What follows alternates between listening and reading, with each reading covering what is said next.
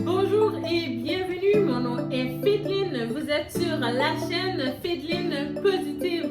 Alors, avant de commencer, je vais vous demander de vous abonner, de mettre le pouce, peser la cloche de notification ainsi que de partager cette vidéo. Aujourd'hui, nous allons parler de relations amoureuses.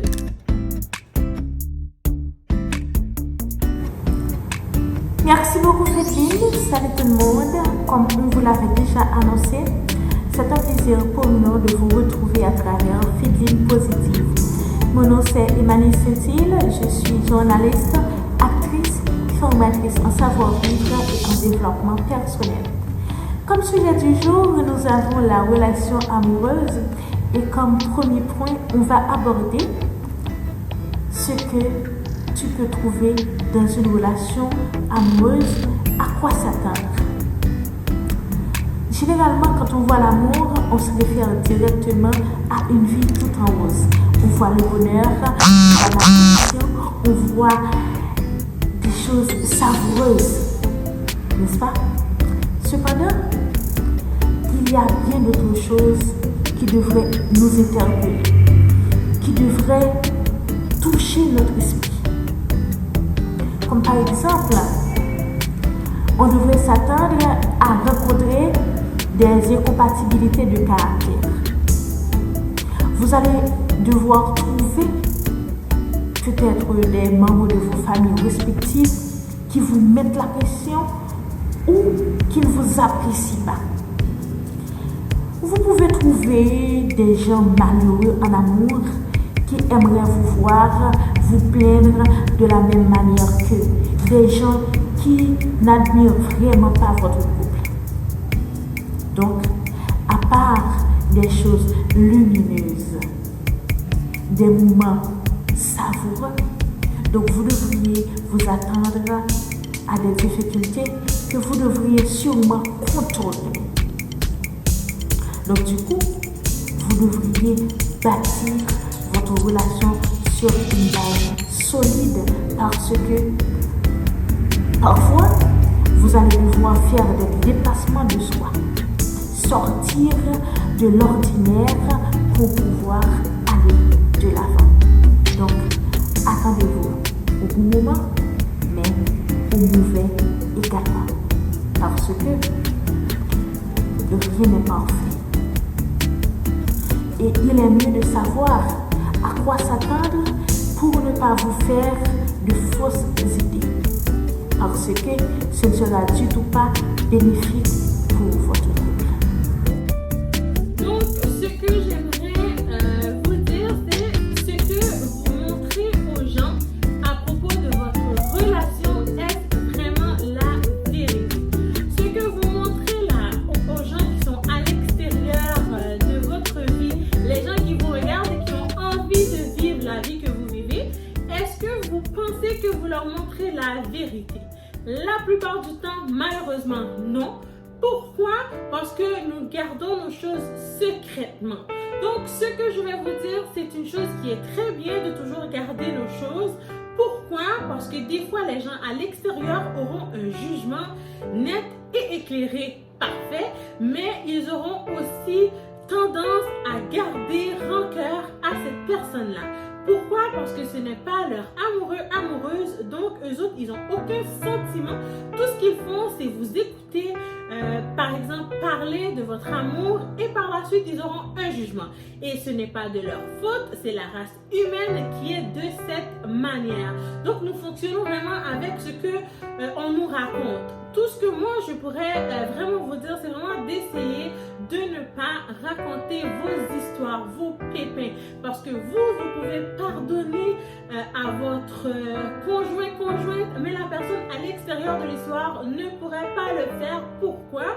Parce que ce n'est pas sa situation et la personne a aucune envie de vous voir pleurer, de vous voir souffrir, parce qu'il y a sûrement un problème. Donc, c'est sûr, lorsqu'on a un problème dans notre relation, tout ce qui arrive, c'est qu'on a envie de le partager. Mais assurez-vous de toujours partager cette histoire-là avec une personne de confiance, une personne qui sera neutre, une personne, lorsque vous avez terminé de raconter l'histoire, cette personne-là ne va pas aller tout simplement commérez cette situation-là aux autres. Vous devez raconter l'histoire à une personne en qui vous avez confiance. Une personne, lorsque vous allez lui parler, pourra vous donner un conseil neutre, donc ne va pas vous conseiller de quitter votre personne. Des fois, c'est la chose à faire, et d'autres fois, lorsque la personne n'est pas dans la situation, qu'est-ce qui arrive? C'est que la personne vous conseille de faire peut-être des choses qui sont éclairées pour cette personne-là, mais pas pour vous, parce que la personne ne sait absolument pas ce que vous vivez dans votre relation. Vous ne faites que lui raconter peut-être 30 minutes, 1 heure, juste une situation qui vous est arrivée. Donc, ce serait très important à vous de toujours faire attention à qui, à qui vous racontez vos histoires, parce que des fois, ça pourrait revenir contre vous lorsque les gens vont vous voir avec cette personne-là, auront un jugement qui ne sera pas bénéfique pour vous. Alors, faites attention. Merci encore, Fideline. Alors, tout à l'heure, on a parlé de ce qu'on peut trouver sur le chemin d'une relation amoureuse. Maintenant, on va voir pourquoi est-ce qu'on devrait se battre pour notre couple. Pourquoi est-ce que toi, tu dois te battre pour ton couple? On doit te dire que rien n'est parfait. Il n'y a pas de perfection dans aucune relation, que ce soit amoureuse, familiale, professionnelle, etc. Cependant, tu devrais te battre pour ta relation. Pourquoi? Parce que généralement, l'herbe n'est pas plus verte ailleurs. Tu peux être dans une relation et que tu rencontres des difficultés et que tu décides d'abandonner, d'aller voir ailleurs. Cependant,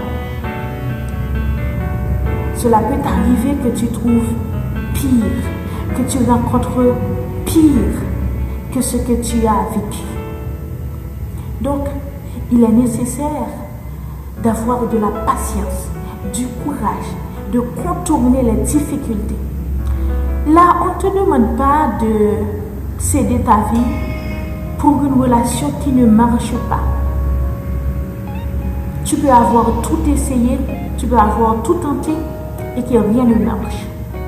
Là, tu peux décider d'avancer avec quelqu'un d'autre parce que la vie est courte et que tôt ou tard, tu pourras trouver ton âme sœur, la personne qui te convient. Cependant, s'il y a une quelconque possibilité pour que ça marche, alors bats-toi.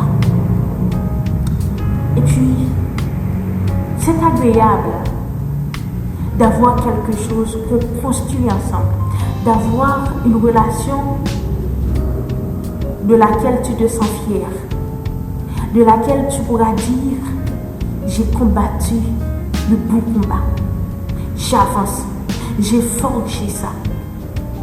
Et que les autres gens, bien sûr, pourront vous prendre, vous deux, votre couple, comme exemple. Donc, toi qui me regardes, bats-toi. Ta relation rencontre des difficultés, arme-toi de courage et avance. Ne te tue pas, parce que tu auras besoin de ta vie. Mais si cela peut aller, avance. Et un jour, tu seras content, tu seras contente, tu seras fier de dire, bien sûr, j'ai forgé ça, j'ai réussi et qu'on peut me considérer comme exemple de combativité. Et tu pourras avoir une relation avec beaucoup d'amour, de bons et des mauvais souvenirs, des bons et de mauvais moments que tu pourras bien sûr utiliser comme solide, comme solidarité, comme une base solide pour avancer dans la vie et pour aider les autres à grandir dans leur relation. Fais-toi un exemple, fais-toi un battant, une battante. L'amour est beau et c'est beau c'est savoureux. Tout simplement, tu devrais savoir comment dire. Avant tout, merci de nous avoir écoutés. J'aimerais davantage remercier Mamie Toutoune d'avoir eu cette belle collaboration avec moi. Il en aura d'autres certainement. Donc, je vais te remercier personnellement, Mamie Toutoune, d'avoir pris le temps de collaborer avec moi. C'est tout un plaisir et un honneur de travailler avec toi. Merci pour tout. Et ce que aussi je vais vous demander, c'est d'aller la suivre sur ses réseaux sociaux. Donc, sur YouTube,